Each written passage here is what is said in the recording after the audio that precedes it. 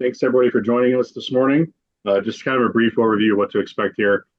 We're going to have opening remarks from both Jason and Michael, and then we'll transition right into the question and answer portion of it. Ryan's moderating behind the scenes. So if you do have a question, please raise your hand or indicate using the chat feature. And like we've done in the past, we'll be using the chat feature to communicate the order of questions.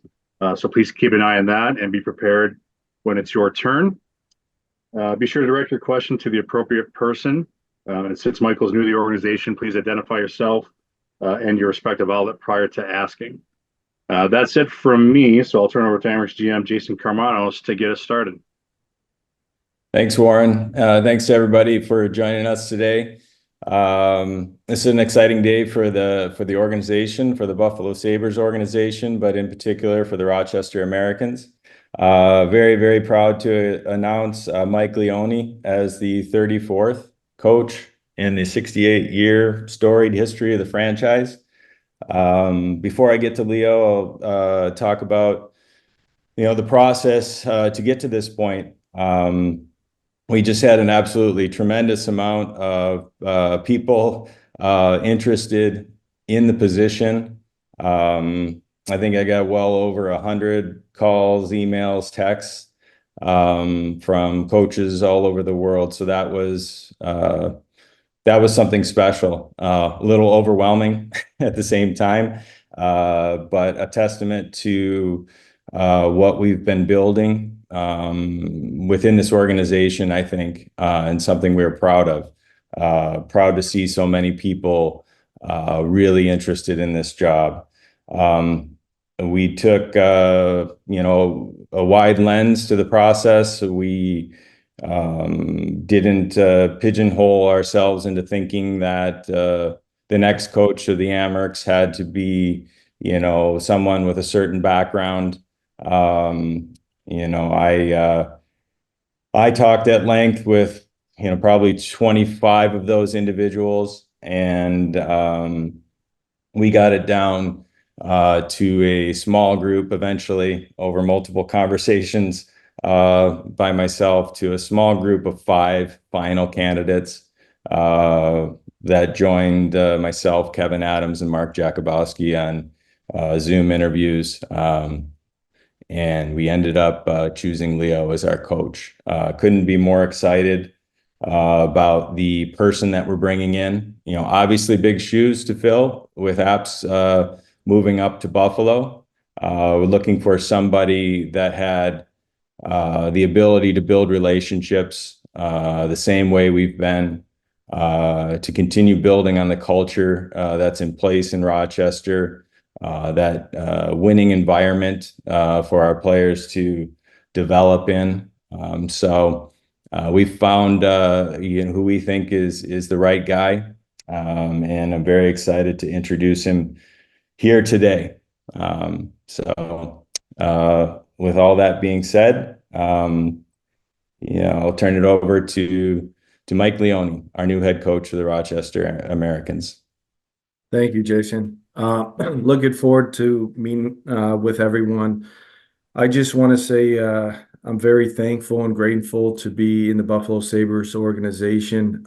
Like to thank the Pagula family for the opportunity, Kevin Adams and Jason Carmanos for believing in me. Had great talks with them. The feeling when Jason called, I don't think I'll ever forget that when he told me I'd be the next head coach. Just to be in such a great organization and work with great people. There's also a lot of people that helped me get to this point that, I got to make sure I mention them. Just first, the Green Bay Gamblers organization for giving me my first head coaching opportunity to be a head coach and general manager. Brendan Bruss and Jeff Mitchell for believing in me. I would never be here without that opportunity. The U.S. National Program, all the coaches that I was fortunate to play for or work for. And then my first start, in the East Coast Hockey League, and then with Bowling Green, getting the opportunity there as a volunteer head coach. And Two, lastly, I'm not here in this position without all the great players that I was fortunate enough to coach at the national program and in Green Bay. Without them, I wouldn't be here, the support cast. And lastly, my parents for always believing me and supporting me. My wife, my two stepkids. It's not easy all the time being a head coach's wife, but they've been so supportive in my coaching journey. I can't thank them enough, and uh, really excited to get started, and thankful to be in this great organization. All right, thanks, guys. We'll go right into questions. Andrew, go ahead. You can lead us off. Thanks, Warren. Jason, love to start with you. I'll try to be quick with both you guys. First off, good morning. Second, you touched on the process, over 100 candidates, interviewing 25, and then narrowing it down to 5. Throughout this process, what stood out about Michael that led you to making this hire?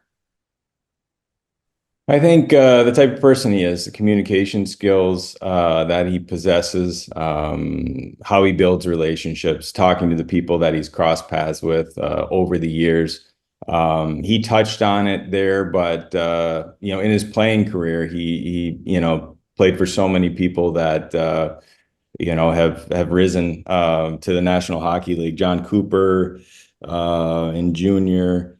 Blashill at Western, Andy Murray at Western, Lalonde in Toledo.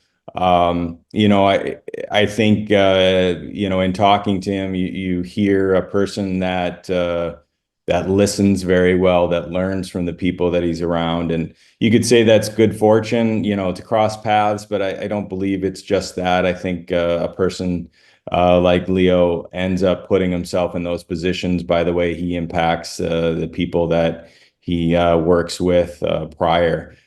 So he's got a chain of people that he's worked with over the years that are highly, highly respected people in hockey. I think in particular, his work at the program and then his work the last couple of years in Green Bay was important to us. He was the GM and the head coach there without prior experience and did an outstanding job. When you're thrown into a role like that, especially a dual role like that, without years of experience under your belt, that's an incredible challenge, and he did a tremendous job. And we think that that prepares him, for this job and in a way that some other roles maybe can't. But for sure, it's the person, in talking to Leo, in understanding how he approaches life in general. He was an exciting fit for us in terms of this role and the impression that we expect him to make on our young players to help them grow and become Sabres. Thanks, Jason. Coach, for you as well, good morning. Welcome to the Rochester Americans. I guess touching on what Jason had just spoke about, when it comes to young players, that's something at the USHL level you're used to when it's developing them for the next level. What do you see from the outside looking in now that you're coming in with the Amerks roster? Just from last season, obviously it's not going to be completely the same going into next year, but with the prospect pool that the Sabres have amassed and a lot of those players have played in Rochester. So what do you kind of see as you enter this first year in the AHL? Well, it's an exciting time for the organization looking at all the prospects. Obviously, being in hockey, you watch the draft and in the players and knowing some of the players just from my time at the national program and seeing them in international events. But going back to the relationship with the players, I think it's really important now, especially all the young players, to really care about the player first and the person first, the player second. I think that's how I've started my coaching career. It's what I believe in, and in getting the trust level to work with the player. I think that's really important, and in knowing the why and why you're doing things a certain way when you're developing the athlete. And it's an exciting time for the organization. obviously getting a lot of texts from other people, about the prospects and whatnot. So it's a really exciting time, and I can't wait to get started and working with them. And the only other thing I have, Coach, saying with you is, do you have a sort of instilled philosophy that you kind of take as universal with every team you've been with, your coaching philosophy and how you get the most out of your players?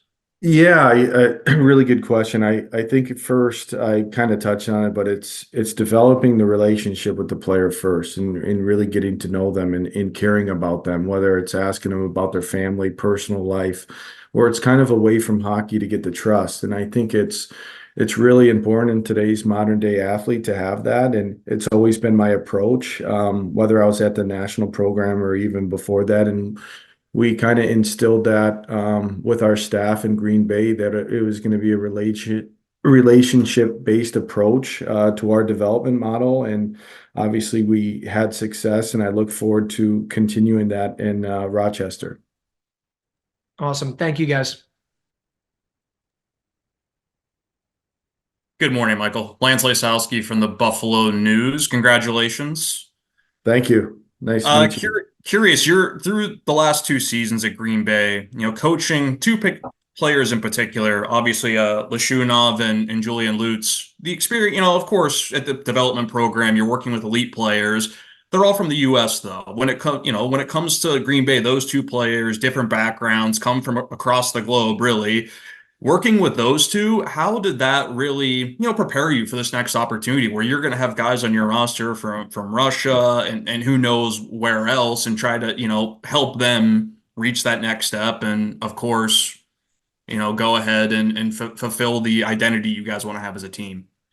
Yeah, they were two different situations, but especially with Artie, it was a unique situation where he came over. He was never in the United States, never spoke any English, was basically dropped off in Green Bay, and said good luck. And we were a big part of his life, and I still talk to him a lot. Was talking to him when he was at the combine, but helping Artie, for one, it goes back to the relationship. Artie had to trust us and our organization, and it was more of Artie just had to be himself, and it was a crazy time for him and his family, and seeing him develop over the course of the year when he got comfortable. And obviously towards the end of the season, his 1 year in Green Bay, you got to see the best version of Artem Levshunov, where people really started to notice the talent. And he's a wonderful kid. I hope nothing but the best for him. And Julian was another unique experience. He was playing pro hockey in Europe. He was playing for Red Bull at the time, probably wasn't getting enough ice time for his development. So part of my job is, as Jason touched on, I was the general manager. So right after preseason, flew to Vegas to see him at rookie camp, and got him to come to Green Bay, and seeing him grow and develop over the course of the season, where I think down the playoffs, Julian played his best hockey, and really exciting for him to get the opportunity to sign an NHL contract. When it comes to just your perspective and your approach as a player, how has that shaped the way that you've handled coaching since you've gotten into the gig? Yeah, no, like Jason touched on, I've been probably the luckiest guy in hockey to play for the people that I've played for. They're my mentors, they're people I lean on. And just watching John Cooper, for example, his relationships with his players, how he approaches hard conversations, him coming into the room of just caring about you as a person. And it went a long way in Jeff Blashill, and playing for him in college, and learning a lot as a player, being around him. And then Derek Lalonde was a great communicator with the players. You always knew where you stood, and been really lucky and kind of paved my own way as a head coach, and have my own thoughts and ideas. But my core values are very aligned with the coaches that I got to play for. obviously it's exciting to get a pro coaching job, but the fact that you're taking the position that was filled by somebody who has a very similar background to you, that the culture you're walking into is going to have there's going to be a lot of guys who have already accustomed to the NTDP development model, per se. How does that really, you think, help you as you walk into this next opportunity? Yeah, I think talking to staff members this past week and the assistant coaches and how things were ran were very aligned of I think how we did things at Green Bay as far as the development purposes of how we practice, how the training is. Obviously, it's a really long season, a little different than the USHL, but very similar concepts and development-based approach. And it was really comforting talking to the people there in Rochester where, obviously Seth too is I worked with Seth for 1 year in the same building and I've talked to him a bunch the last week just on certain things and there's a comfort level and I felt like talking to the people in Rochester right now. It almost felt like I was working there already and I'm just really excited to get started. Thank you very much. Hey, Michael, Thad Brown from WRC TV here in Rochester. Welcome. Congratulations. And how much did you know about Rochester and the Americans before landing a job here became a priority in your life? You know what? A little bit. Obviously, Seth, I was around Seth at the national program. So, the coaches that move on, you always follow them. And I obviously with the success that they've had in the past 4 years and all the prospects coming up through the organization. So a little bit, playing against some of the players were in the USA. Matthew Savoy played in the USHL when I was at the national program. So having some familiarity with some of the guys, but a little bit for sure. What has been your impression so far of the little bit you've seen since you've gotten the job and prepared for today, among other days you're gonna have to deal with here? Well, it's good. There's a lot of talent, which always helps out a coach, which is always nice to see but a lot of really talented young players that obviously have had a lot of success in years past. The guys trying to make it to the NHL, and it's an exciting time for the organization, and especially as a new young head coach to get to work with these players. You talked about a little bit about having to go out and almost scout guys in between practices. Having that dual head coach GM role, obviously you don't have it now, but how much does that help prepare you for dealing with the maze of personnel that can happen when you're still in the world of minor league hockey? Yeah, it was a lot of phone conversations. I think it just helped me, have relationships and deal with certain situations. I was on the phone a lot and it helps you prepare like Jason said, I was thrown into the fire. I had no idea how to build a team. I reached out to a lot of people. I knew that was my responsibility and tried to reach out to as many old GMs in the USHL or coaches that have done it before. And, I think we've leaned on a lot of people, but it really helps you prepare for, you're doing everything from travel to building an entire staff of scouting staff and running your own program and making sure everything's you're kind of thrown into the fire, like Jason said, and it prepares you for moments when you move up that you've been in those environments before, and it helps you. I would say this: the USHL is a great preparation for any avenue of coaching that you're trying to go on. All right, Michael, thanks again. Congratulations, man. Thank you very much. Hi, Mike. Bill Hobby, Times Herald. Could you just kind of describe your duties at the national team? So, like, you went between both teams, was it? No, not between both teams, but it's one big office. So I sat in probably 75% of CES meetings when I was there. So basically it's your offices are there, 2 different practice times. So you're not technically on the other staff. I was actually, Seth asked me to go with him to the U18 Worlds tournament that year, but it was a COVID year. But you're around both staff. So it's almost, you're kind of learning from both head coaches, and it's a unique perspective. And I learned a lot, was around a lot of really great people, and helped me pave the way for my own coaching career. What are your takeaways from being around Seth for a year, from about the person he is and what you learned, I guess? He's got great hair for sure. No, for one, he's a great person. He's a great communicator. He really cares about individual people. He's got a positive growth mindset approach. I learned a lot from him just on the day-to-day to, I think anyone that played for Seth would understand that they love coming to the rink every single day and being around him. Whether there's going to be hard times throughout the course of the season for sure, but Seth had a way of, people gravitating towards him. And that was the one takeaway from being around him, just the energy that he brings every single day to the office and the rink. And whether you're a player or a staff member, you really enjoy being around that type of person and coach. And I don't want to ask you the same question as Thad, but does having just made a big leap from being an assistant coach to a head coach and GM, how does that make this transition to being a head coach in pro hockey, I guess, easier, or whatever we want to call Well, it? I guess.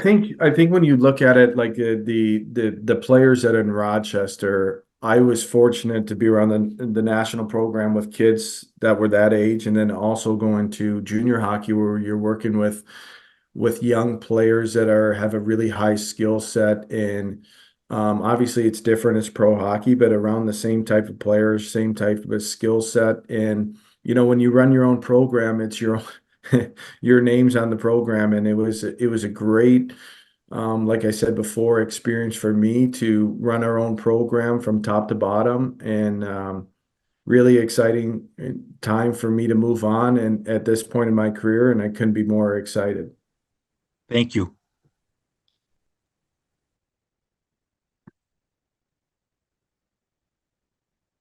Yeah, can I jump in? Don Stevens here. You hear me, Michael? Yep, I got you. Okay. I don't obviously do these things by following the procedures quite often, but anyway. So you haven't physically been in Rochester yet, then, have you? I have not. Okay. A lot of Google searches for sure. Yeah, no, I think you're going to like it. And then, what's your first duty? Is it going to be at the rookie camp or prospect camp, or what's your first duty? Yes, Don, that would be hopefully a lot is determining on my wife is due in the next 10 days with our first child together. So it's been a crazy month to say the least. Yeah, you know what? We heard a week ago that she was going to deliver in the next day or so. So she's delaying the process, it sounds like. Yeah. I don't want to, hopefully soon, but it's out of my control. All right. So now the American Hockey League, you haven't ever really had hands-on participation in an AHL team, right? I have not. Okay. So what are your thoughts on this level of play at the American Hockey League? Oh, I think it's I think it's a fantastic league. I think you hear everyone say it's the second best league in the world for a reason with the prospects and just the level of play. I think hockey in general in the last 4 to 5 years, just how skilled the players are. The league is obviously younger, but the talent level, how fast the game is played, and then the inner competition you look at around the league, it's really competitive. The depth of the league, and it's a really exciting time to come in an organization and be a part of this team. So do you belong to the philosophy of these days the game is mostly about speed? Yeah, there's a big part of it. It's a fast game. You have to be able to think, your hockey sense, the awareness of certain situations on the ice, but the game is not so much, obviously it helps to be fast, but to process the game and think the game fast, I think is really important in today's modern game. By the way, I did have a chance to talk to Artem the other day at the combine for about a minute, and he had great things to say about you. So I just thought I'd pass that along to you. No, he's a real, when you sit down with him, Don, he's a really engaging, funny kid. So did you say that a year ago he couldn't speak English? Was that 1 year or 2 years? When he came to Green Bay, Don, he spoke no English. All he said to us is fishing. He wanted to go fishing. But was that 1 or 2 years ago? 2 years ago. Okay, so actually he's done really well with English in 2 years then. So really well. Yeah, well, we have a few Russians that you might want to learn a little Russian yourself, and we're thinking about playing the Swedish national anthem at our game time. So it's quite a crew here. But well, we welcome you, and I think you're going to enjoy it here. It's a great place to be, and good luck. We'll meet soon. Thank you very much, Don. Yeah, Michael, just a couple for me. This is Patrick Williams. I guess first question is, obviously you have that background with the U.S. program, and you're working with some of the best young talent out there. But yourself, you were a player in the ECHL for a few years, where it's a different kind of grind, and players are in different stages of their career. What did you learn being at that level? That day-to-day grind for players that haven't had necessarily such a smooth ride. Yeah, no, it was unique experience being in the East Coast Hockey League. It's the one thing I took away is we had an unbelievable group of people in the locker room. Derek and Long did a great job assembling the team, and even though it's a really long season, 72 game schedule, like the atmosphere that we had is we all loved being around each other and coming to the rink. And that's the one takeaway. Obviously, I've never coached in pro hockey, but the environment that I think is really important to create where guys love coming to the rink and being around each other and caring for each other. And it goes a long way, especially in the long season. And that's the one takeaway. I still talk to that staff those guys, those group of players that I played with. We were all really close, and that was the one big takeaway that I took away of being in the East Coast Hockey League. And then while you were in Toledo, Dan Watson was your associate coach. He's in Grand Rapids now. Have you had a chance to catch up with him and maybe pick his brain a little bit on the AHL and what to expect? Yeah, I have not yet. It's been a crazy week. I look forward to reaching out to him and talking with him, about the AHL and the league and helping me. I also played with Trent Vogelhuber in junior hockey in St. Louis. So we go way back. Okay. All right. Well, you'll be seeing a lot of him next year in this division. So congratulations. Good luck. Thank you very much. Hey, I had one more for Jason. I wanted to ask, this is the first time the Emmerich have hired a coach in a while where there is playoff momentum, where there's been a recent history of success. And obviously at this level, playoff success isn't the only priority, maybe not even the top priority. So how difficult a hire was this from the point of view of trying to balance that there is some momentum going in this town with this team, and obviously with the larger organizational priorities still baked in about what that coach has to do for the sake of the big picture of being a part of the Sabres organization? Yeah, for sure. That's a great question. It was definitely part of our thought process as we went through this process of talking to so many great coaches. Obviously, there were varying levels of experience. Some people that had significant pro coaching experience, and that was something to consider for sure.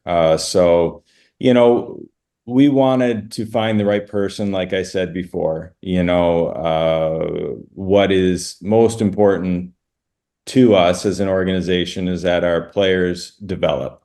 We feel that, that balance is best, for development when it's, in a winning culture. There's different things to consider, but, we looked at the various things that the candidates in front of us brought to the table and their ability to make that happen. And we felt with Leo that,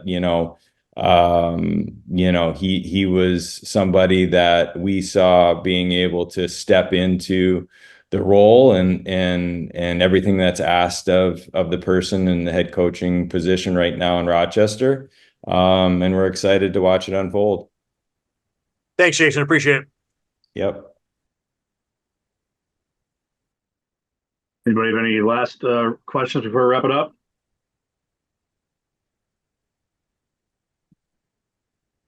All right, we'll close it there. Thank you, everybody, for your time today. Have a great rest of your week. Thanks, everyone. Thank you, guys. Look forward to meeting everyone.